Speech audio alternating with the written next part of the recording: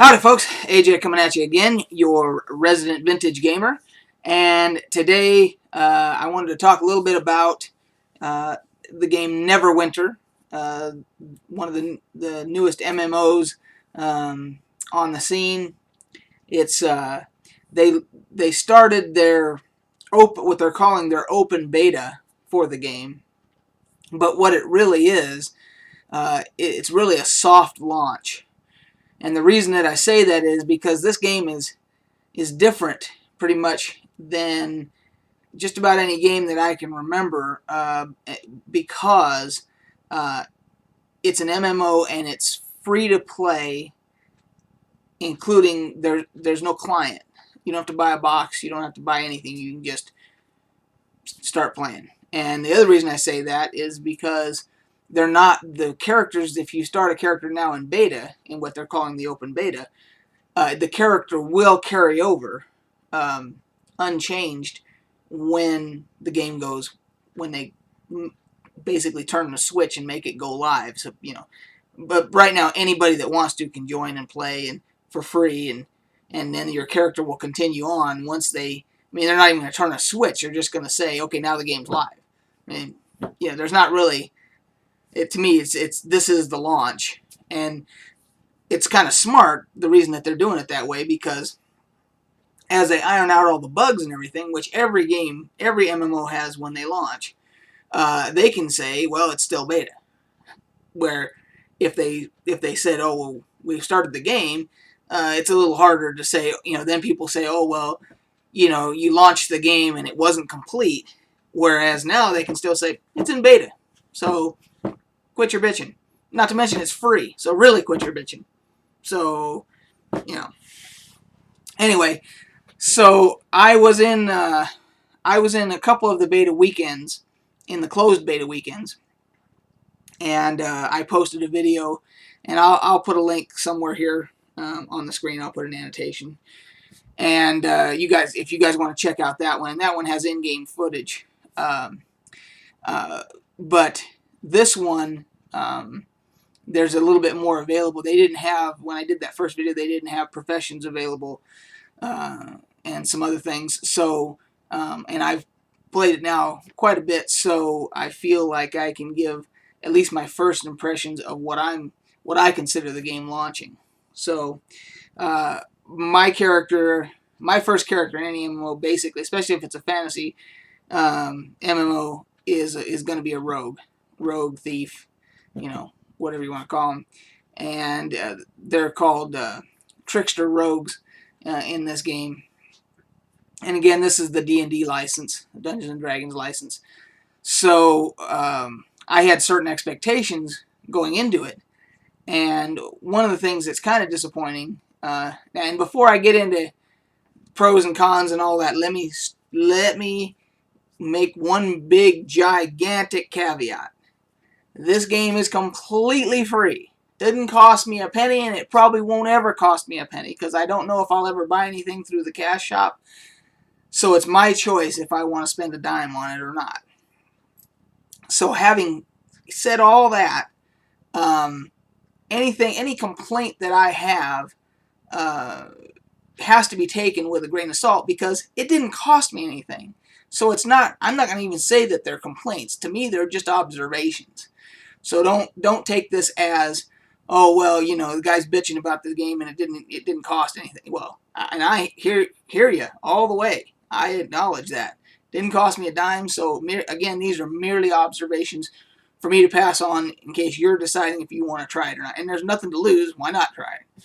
So now that that's out of the way, one of my first observations was that as a rogue, there's no pickpocket ability, and you don't really get hide and shadows, which is, to me, when I think of a Dungeons and Dragons thief rogue, first thing I think of is move silently, hide in shadows, and it's everything's on a percentage. If you're when you're playing the pen and paper version, everything's on a percentage, whether or not you successfully hide in shadows and so forth and so on.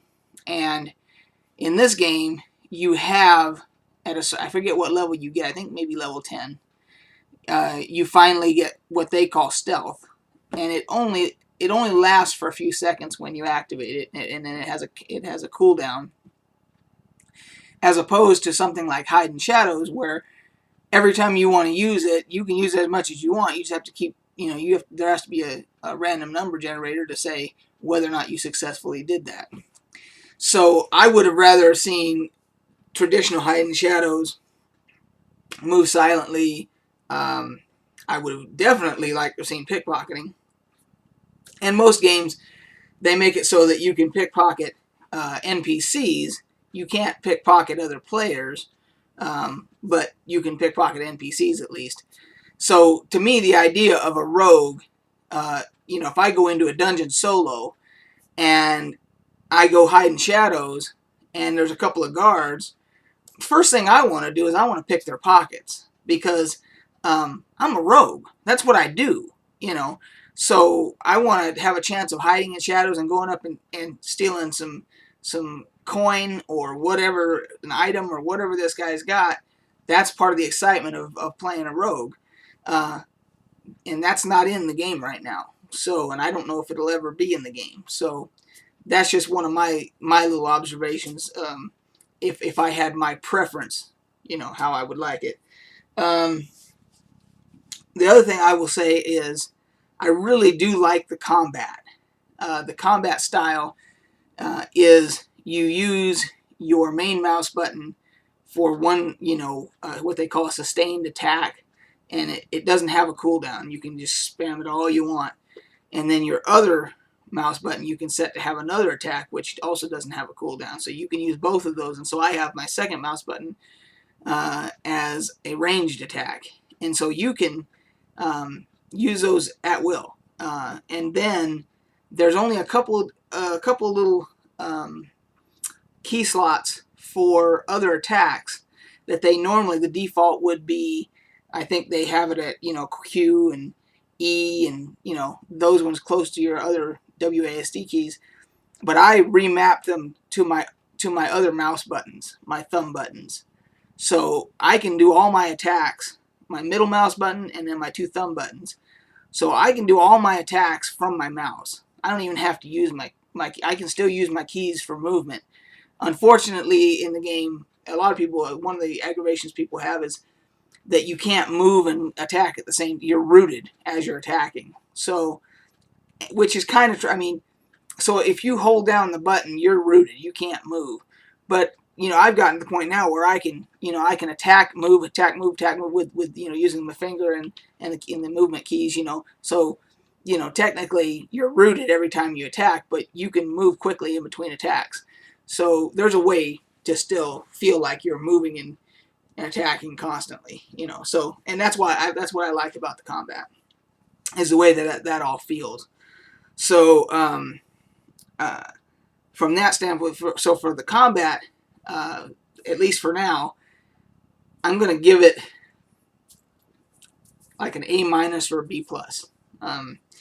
There's probably little tweaks here and there that I would like to see, the things that they could do maybe a little differently, but for the most part, I'm pretty happy with it.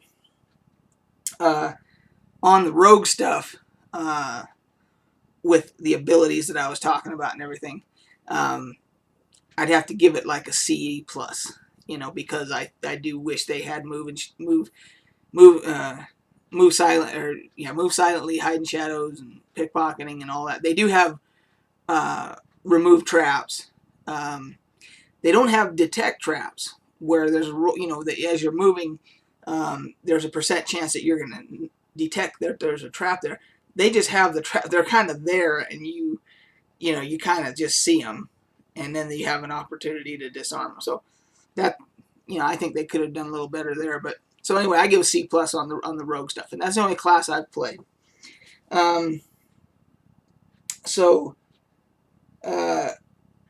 Another thing, the professions. Now that they have professions in there, and I think they've got 6 of them. They've got leatherworking. They've got mail smithing. I think plate smithing or something like that for different types of armor and all that. They have something called leadership. I I haven't gotten too. They have a tailoring. I haven't gotten too far into them, but they've kind of taken from Star Wars: The Old Republic style of doing professions, where you hire um, hirelings or companions or whatever to do your crafting and everything for you. And this, I got to give it a D. I do not like it. To me, even when I play pen and paper Dungeons and Dragons, pencil and paper, or I DM it, uh, my characters always had a secondary, what I called a secondary profession. So they were adventurers. I had a rogue or whatever, but then, he would be a jewelsmith or something like that. Or if a dwarf fighter, I'd have him be a blacksmith, and he could come back to town and he could work on his own armor and stuff like that. And there had to be time put into it to advance those skills and work on those skills and things like that. But it was a viable way to do something different than other than going out on an adventure. It gives more depth to the game, to the game world, and to your character. And in this, so basically you have tasks that you assign to these hirelings that you have, and they're all based on time. So if I want to send out my one hireling to cure hides or something to make leather armor with, and I want to send them out to cure 10 of them, I think it's a stack of 10 of it takes 6 hours. So, I had to wait 6 hours for the guy to finish that and everything. And whereas if I decided in other games, like EverQuest 2, you can start at level 1, go all the way to level 90, and never adventure. You can just do trade skills. And it's a viable other path if you want to do that. And that's not at all possible in this, or Star Wars: The Old Republic, or World of Warcraft. There's there's level requirements to level your professions, and they're all tied together, and I just don't like it. So on the profession thing, I'm giving it out a flat D. I just don't care for it. So I think it takes away from the immersion and the depth of the game and the game world and the characters and everything like that. Some people really like it, so I may be the oddball that doesn't care for it. So and then one thing that really bugs me, and again, it's a free game, doesn't cost me anything, so these were just observations, and I could, I love the fact that I've gotten so many hours of free entertainment out of this game. So the people that are making Neverwinter, thank you very much for providing me something that's given me a lot of. I've had a lot of fun going into dungeons, fighting and combat and all that other stuff. I just wish there was other things that were a little different, but who am I to say? It's a free game.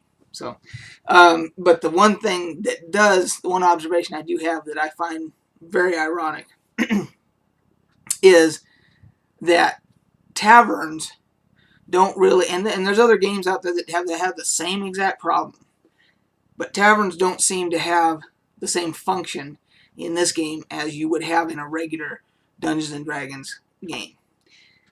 In a regular Dungeons and Dragons game, you go out in a party or by yourself, whatever it is, solo, whatever, generally in a D&D game, paper and pencil, you're in a party, you're in a group, and you go out and you slay the dragon, and you gather the treasure, and you have and you deal with all the problems, and then you come back to town with your loot, and you go to the tavern, and then you drink ale, and you get into fights in the tavern, and you meet suspicious people in the tavern that give you new quests, and even sometimes you'll get in, you'll overhear rumors in there, and it'll lead you to city adventures, things within the city that are going on and stuff like that. And in the taverns in this game, there's no ale. You can't buy anything other than healing potions, right, as it is right now. And that just makes no sense to me. And the barmaids and the patrons there's atmospheric, dialogue going on saying, "Oh, let's have another ale and best ale in Neverwinter." You know, the barmaid is, and you can't buy any. So, and I don't know if that's because of the whole factor of children and they don't want to have the alcohol thing. They could slap an alcohol, warning on there at the beginning saying, under the rating system saying alcohol use, whatever, I to me, if you're gonna role play, if you're in a guild or even if you're just with your friends and you like to role play, that's one of the places that you're gonna do it. You're gonna go into a tavern and you're gonna. The other thing, you can't sit down in chairs in the game, and there's like other games you can, and some you can, some you can't for whatever reason. And I know in some games, like in the old Star Wars Galaxies, we would have guild meetings, and everybody would go to the cantina, and you could pull up a chair, and you could sit down, and you could get, a drink or whatever, and you felt like you were meeting in a cantina with the band playing and the whole bit, and the band members would be players in that. Yeah, I mean, so I'm getting kind of off track there, but the bottom line is to me, there's no purpose to the taverns in this because they have what they call the harpers that are NPCs in the Forgotten Realms setting, that are the ones that kind of spread rumors, hear rumors, and pass rumors on, and all that type of thing. And they do that in this game, but they're not just in the taverns; they're out and about, and you can get the same quests and stuff through the bulletin boards that have the Foundry quests. So again, going to the tavern seems kind of pointless. It doesn't really add anything, and I think it should. So that's another observation of mine. We're going on over 17 minutes here, so I got to cut this off here at some point, or it'll take forever to upload it. So those are just some of my initial observations from this open beta or soft launch, as they call it. I'll get into the whole Foundry thing in another video. The Foundry is where people create their own content, their own quests and everything for other players to run through and everything, and it deserves its own video. And that is a really good feature, but I will get into that in a separate video. So those are just my observations for now, and until next time, we will catch you guys on the flip side.